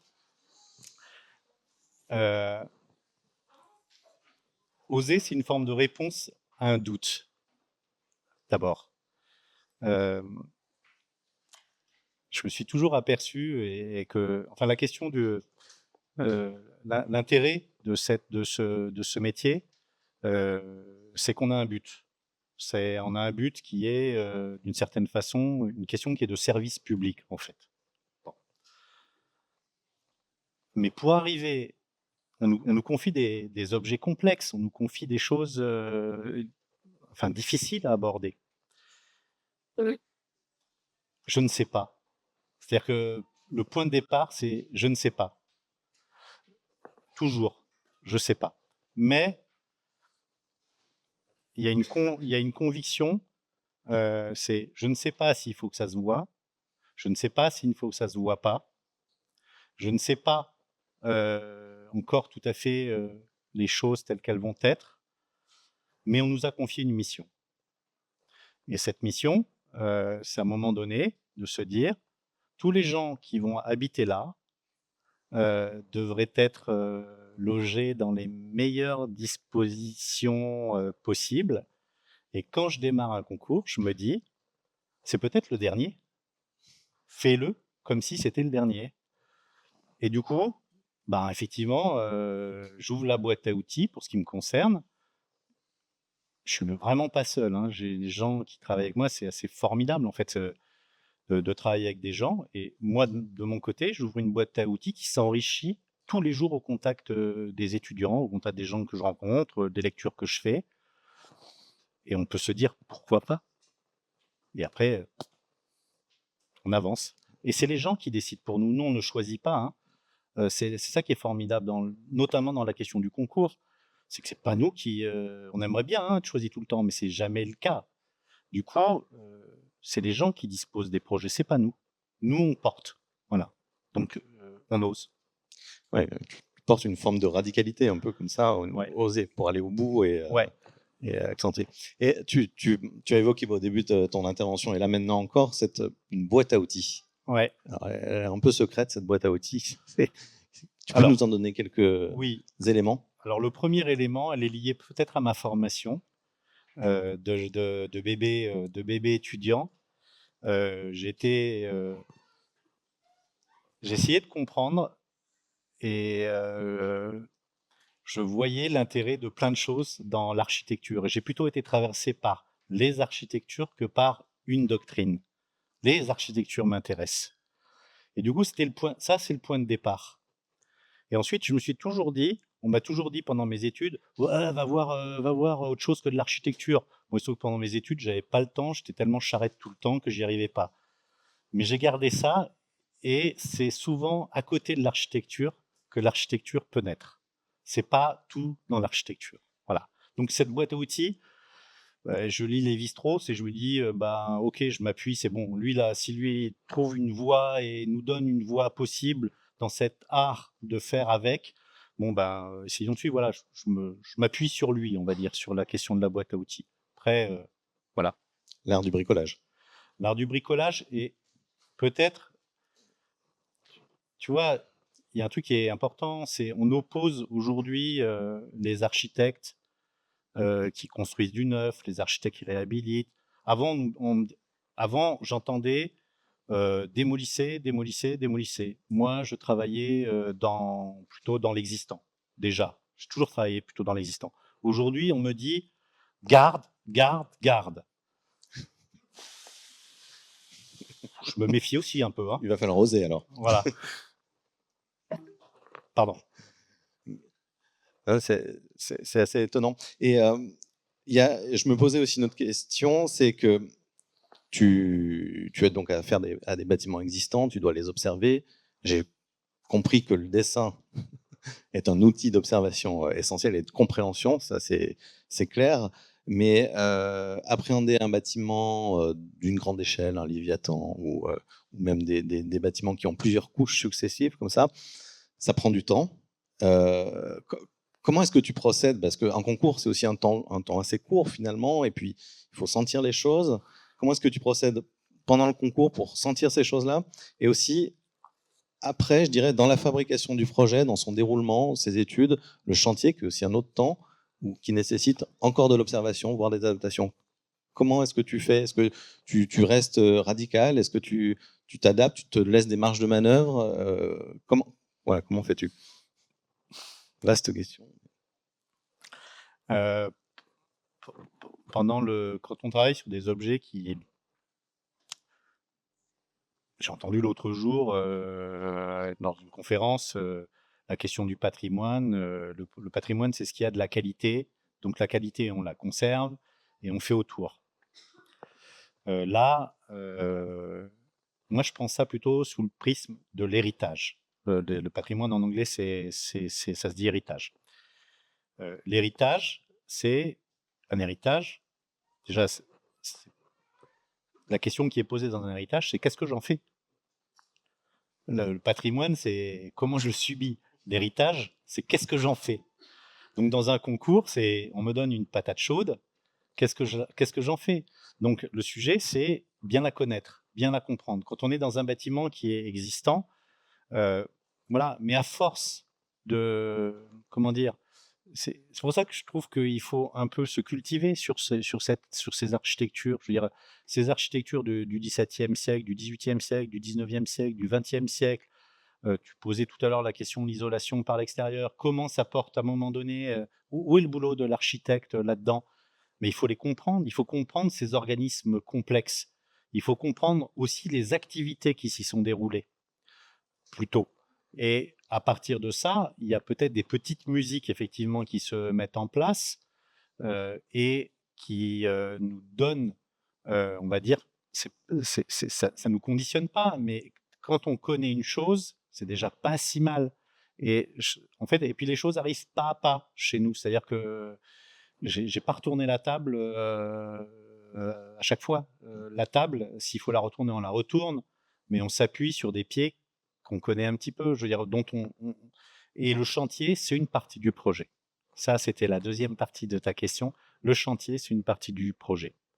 Ça, c'est le moment où on se confronte à la personne qui est capable, qui va porter la chose. C'est pas nous qui construisons, on est infoutus de le faire. On peut le faire, mais non, mais c'est d'autres gens. Et même si on le décrit, qu'on le décrit au mieux, à un moment donné, les conditions du chantier, si on veut que ça fonctionne, d'abord, il faut les amener dans l'histoire. Une architecture, c'est un récit. Il faut les amener dans cette histoire et ensuite savoir faire avec leurs propres outils. Ça, c'est assez essentiel. Du coup, c'est du projet. Le temps du chantier, c'est du projet. De toute façon, comme ça déborde toujours, c'est rarement, on livre jamais. Bon, c'est comme dans Astérix, hein, c'est avec combien de retard. Autant profiter de ce moment-là pour aiguiser encore la conscience, ta propre conscience d'architecte. Ouais, ce qui permet finalement de faire face à des aléas. Parce qu'un des thèmes de la réhabilitation, c'est les aléas. Vous avez prévu combien en aléas? C'est le poste. Mais c'est bien toute la débilité de la manière dont on bosse. C'est-à-dire que si on prend plus de temps pour étudier, l'aléa est moindre. Si on nous confie la mission qu'il faut nous confier, l'aléa diminue. Si nous-mêmes on est un petit peu plus performant, on arrive à évaluer les choses. La difficulté qu'il y a derrière, par contre, c'est qu'aujourd'hui, la question, on va dire, la manière dont est portée la labellisation des bâtiments nous contraint. Et aujourd'hui, c'est elle qui contraint l'architecture. C'est elle qui fabrique l'aléa, à nouveau. Bon, enfin, je rentre dans un truc qui est peut-être pas. C'est un peu. Mais c'est une réalité aussi de la pratique. Mais c'est une réalité. Voilà. Tu as dit un mot assez fort, c'est que tu regardes comment le bâtiment a été utilisé aussi. Ouais, ça m'a fait penser à l'idée de l'usure du bâtiment. Il est comme usé, patiné. C'est ce qui donne un peu peut-être le caractère. D'ailleurs, dans le premier projet que tu nous as montré, il y avait cette idée de patine. Mais comprendre ses usages, comprendre son histoire, ça demande vraiment de se plonger dans toute l'histoire du bâtiment, de le comprendre, pas juste de le regarder. En fait, c'est une vraie enquête que tu fais. Oui. Je parlais tout à l'heure des écrivains, des peintres, qui sont des enquêteurs de l'imaginaire pour nous. En fait, ça c'est quand tu lis Annie Ernaux, par exemple, tu peux retracer l'histoire au travers de cette littérature. Quand tu lis Père Bergugno, tu comprends toute la profondeur et toute l'épaisseur, on va dire, du territoire dans lequel il est inscrit. Quand tu regardes un bâtiment, moi, cet immeuble de bureau à l'îlot Saint-Germain, il m'a marqué parce que quand je l'ai visité, j'avais l'impression d'être dans un film, dans une série télé que je citerai pas, mais on est dans un univers assez singulier, mais on est aussi dans des couleurs de cet univers. Ces couleurs-là, c'était pas les couleurs qu'on utilise aujourd'hui, et ces couleurs-là, on peut les réanimer et leur inactualité actuelle devient notre propre actualité. Donc, comprendre les usages quand c'est du bureau, quand c'est du stockage, quand c'est même un hôtel particulier, c'est un point de départ. C'est une structure, mais c'est aussi une forme spatiale qui correspond à un habitat. Ouais, tout à fait. D'ailleurs, sur l'îlot Saint-Germain, j'étais assez... je comprends mieux maintenant la démarche en fait, de cet objet et comment tu l'as appréhendé, parce qu'il était assez gigantesque, effectivement. Presque, on pourrait dire, il pourrait presque pas défigurer la ville, mais comme une sorte de cicatrice quelque part. Et j'ai l'impression que ton travail aussi, tu t'es posé la question très tôt de la dimension, tu l'as identifié comme un des problèmes majeurs, un des sujets majeurs de cette commande. Une partie de ton travail qui visait à ramener cette domesticité par l'écriture de la façade, tu t'es amusé avec la trame, ce jeu de la façade. J'aimerais bien savoir comment il est né, parce que tu nous as demandé de ne pas regarder trop la façade, mais finalement, elle est très présente dans les photos et on la voit tous. On sent une sorte de légèreté aussi avec ça. Ouais. Tu peux nous en dire plus là-dessus? Oui, parce que j'y suis absolument pour rien, en fait. On a fait des maquettes. On a fait plein de maquettes. J'avais pris quelqu'un qui travaillait en maquette, C'est une architecte qui est enseignante et qui a bossé chez Zoomtor en maquette. Donc, je me suis dit, si elle bosse avec nous, elle va nous aider à avancer. Donc, elle a travaillé, on a fait le bâtiment, et de maquette physique, hein, et on a travaillé comme ça, on a fait des tests sur la façade. Moi, j'étais dans l'idée au départ de me dire, j'aimerais bien que la façade se déplace vers l'avant. Donc, j'étais plutôt dans une logique assez pépère, comme d'habitude. Hein, Pouillon, ça me va bien, en fait, en base. Et en fait, c'est les gens avec qui on travaillait, H2O, puisqu'on travaillait, on échangeait, même s'ils étaient amendés plus ça. Et puis, je ne sais plus si c'est Antoine ou Jean-Jacques qui me dit, non, mais il faut la détramer, la façade. Il faut amener le quinconce.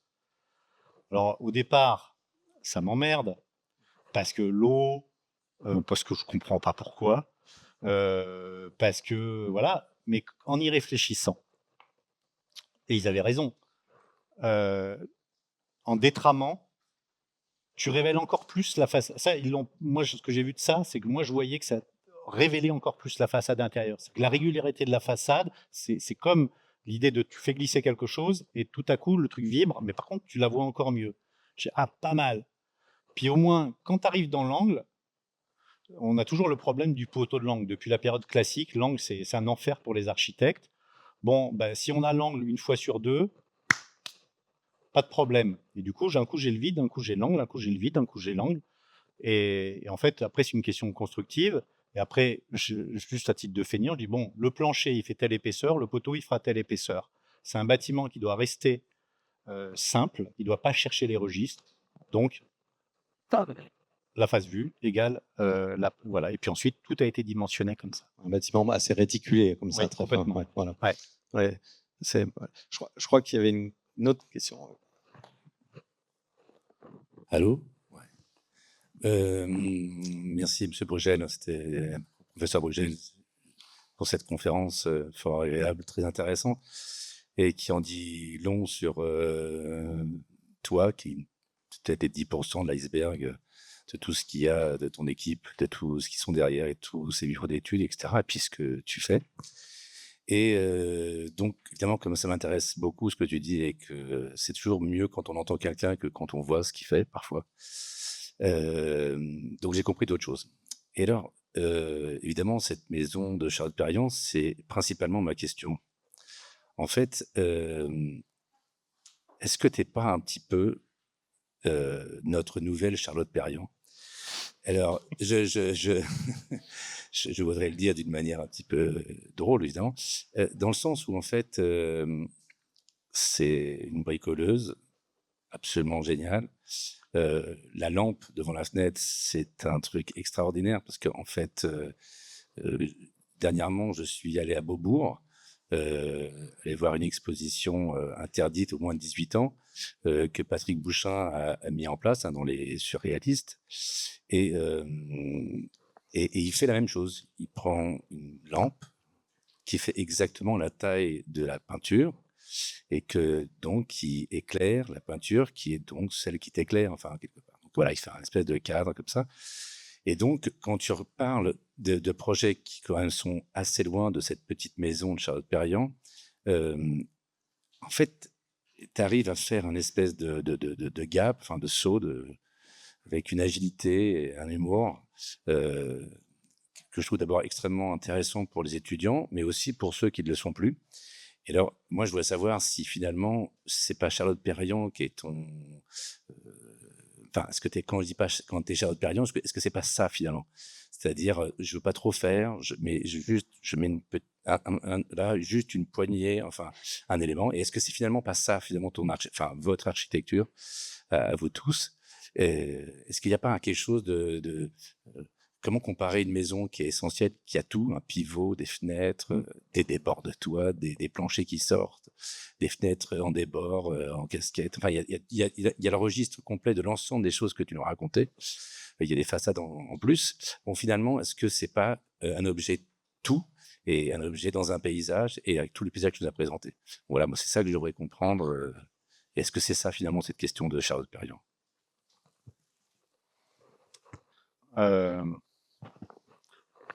Bon, je terminais sur sur l'expérience amoureuse, mais en même temps l'exigence de cette expérience amoureuse. J'ai pas rencontré Charlotte Perriand. J'ai rencontré son architecture quand j'étais étudiant, parce que à l'époque j'aimais la montagne. J'aime toujours la montagne, sauf que je suis moins véloce. Et il se trouvait que c'était pas forcément.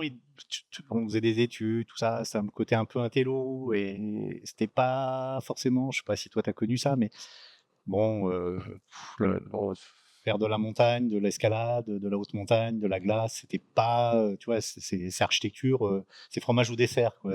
Voilà. Bon, moi, j'ai découvert Charlotte Perriand, c'était une montagnarde. Je me suis dit, bon, et c'était une architecte profonde, c'est-à-dire que c'était les mains comme ça, quoi. C'était le truc, c'est ça. Ça, c'est la rencontre. C'est la rencontre avec l'architecture pour moi, Charlotte Perriand. Je veux dire, c'est extrêmement gourmand en fait. Ça suffit, mais 1000 fois à mon bonheur pour avancer pour le reste en fait. Mais ça, c'est quelque part ce qui me nourrit. Mais l'univers dans lequel je travaille, c'est pas tout à fait pareil. C'est-à-dire que je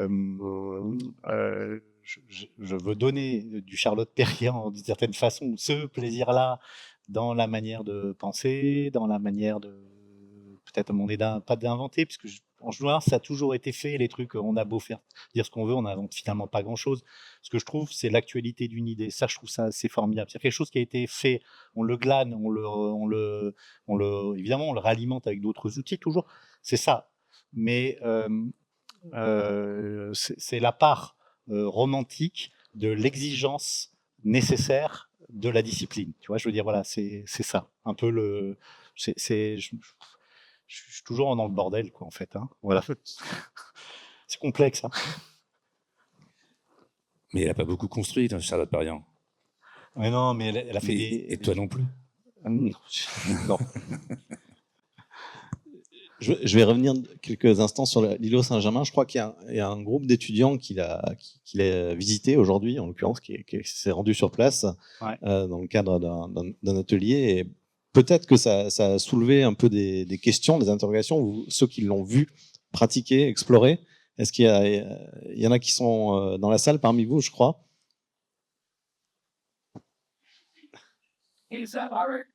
Alors, oui, c'est vrai. Toutes les questions sont ouvertes, mais est-ce que ça vous a interrogé?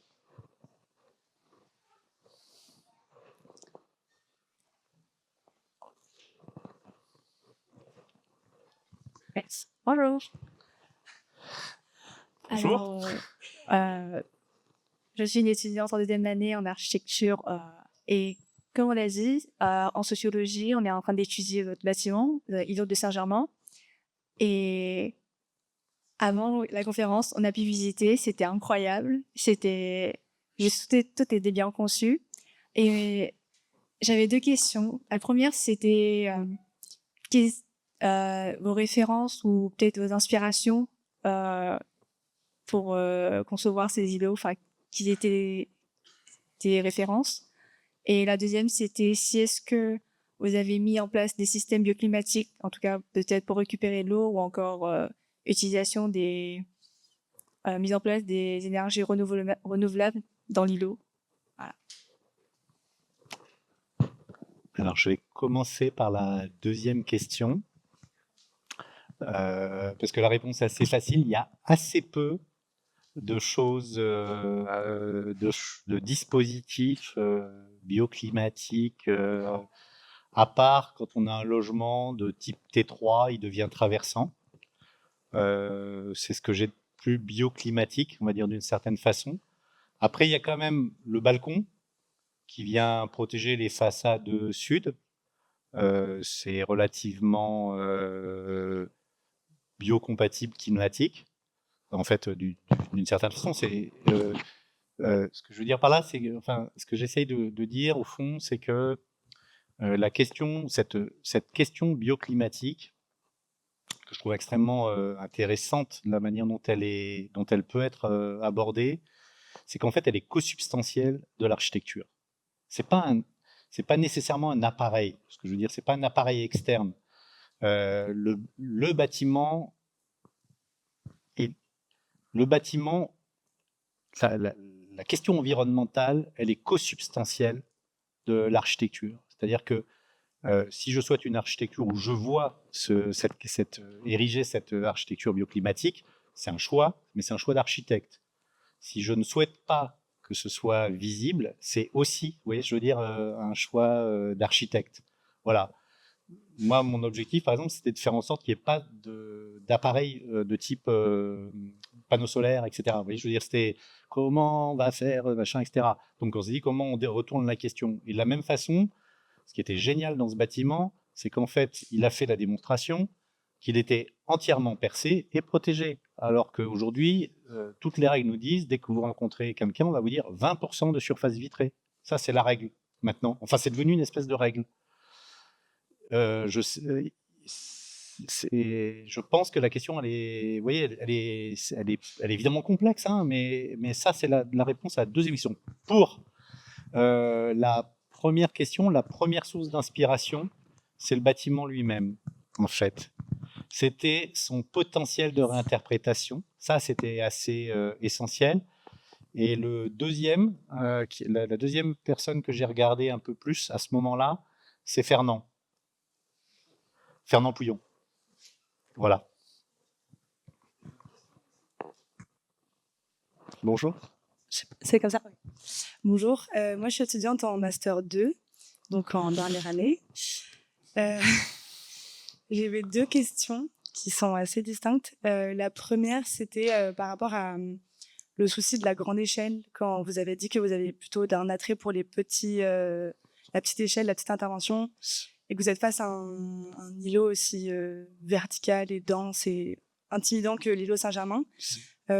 Comment vous avez réussi à justement, enfin, l'ayant visité, j'ai pu observer le niveau de détail, enfin de finition, mais au-delà de la finition, vraiment le détail que vous avez apporté jusqu'à l'encadrement des fenêtres, l'usage que ça propose. Comment vous avez réussi à sortir de cette intimidation et apporter de l'intimité et de la domesticité dans un établissement qui ne l'était pas du tout à la base? Ouais.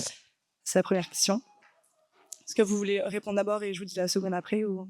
Je peux répondre, oui, bien sûr. C'est justement parce que je suis passionné par la petite dimension que des fois on ose s'attaquer à la grande dimension, parce que la mesure humaine, la mesure le corps qu'on appréhende quand même plutôt au départ sur des objets plus modestes. Vous parlez de quelque chose que j'appelle moi les petites choses. C'est l'ébrasement d'une fenêtre, c'est un appui, c'est la proportion d'une baie, c'est la position d'une porte. C'est des choses qu'on appréhende petit à petit sur des petites choses. Et ces petites choses-là ne sont pas... Ce qui est intéressant, c'est leur caractère répétitif quand on s'attaque aux grands objets. C'est-à-dire de les reconfronter à la grande dimension. Ça permet de mettre en crise aussi cette pensée initiale. Ça permet de retourner d'une certaine façon l'enjeu. Voilà. C'est ça. Voilà. Je ne sais pas si je réponds, mais voilà. Merci. Et moi, du coup, la seconde question, c'était plus sur... donc, vous avez montré plusieurs opérations, notamment l'hébergement d'urgence ou dans des volumes où on vous demande d'être extrêmement efficace et rapide et économe et toutes ces contraintes. Ouais. Est-ce que vous avez aussi dû faire face à une volonté de réversibilité aussi parfois? On vous demande une intervention et puis on vous demande qu'il y ait une réversibilité ou une forme d'évolution possible. Donc, ça vous contraint dans l'intervention et les choix de construction, toutes ces choses-là. En fait, j'ai découvert que l'immeuble haussmannien, c'est l'un des bâtiments qui a le plus grand potentiel de réversibilité possible. C'est quelque chose qui est assez étonnant à comprendre. Et vous voyez, et puis, la réversibilité, vous savez aussi, c'est pas que je m'en méfie, hein, je veux dire, il y a une forme d'actualité plutôt à l'utilisation de la matière. Je pense que j'ai plus un souci d'actualité. On nous a demandé de travailler. À chaque fois qu'on a fait des projets avec des plans réversibles, on les a toujours perdus. C'est un peu comme quand on fait des projets avec des raccourcives. En général, on les perd. Vous voyez, en fait, un concours, vous dites la bonne réponse est la coursive, clac, c'est perdu d'avance. Vous avez 9 chances sur 10. On vous dit faites un projet réversible, vous dessinez un projet réversible, la chance de gagner est faible. Alors ça, c'est pas très grave. C'est pas le fait que, mais en fait, ça permet d'explorer la question du plan pendant tous ces temps de concours et de se dire qu'on n'a pas encore épuisé le sujet, en fait. On n'a pas encore épuisé la question du sujet du plan dans son potentiel de réversibilité.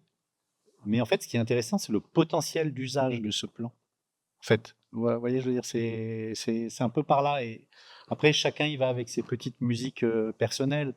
Ce qui m'intéresse dans le bâtiment, par exemple, à ossature, quand on travaille dans un bâtiment qui a été fabriqué sur un système à ossature, on s'aperçoit que l'ossature, c'est ce qui dessine la charpente du plan que vous allez faire.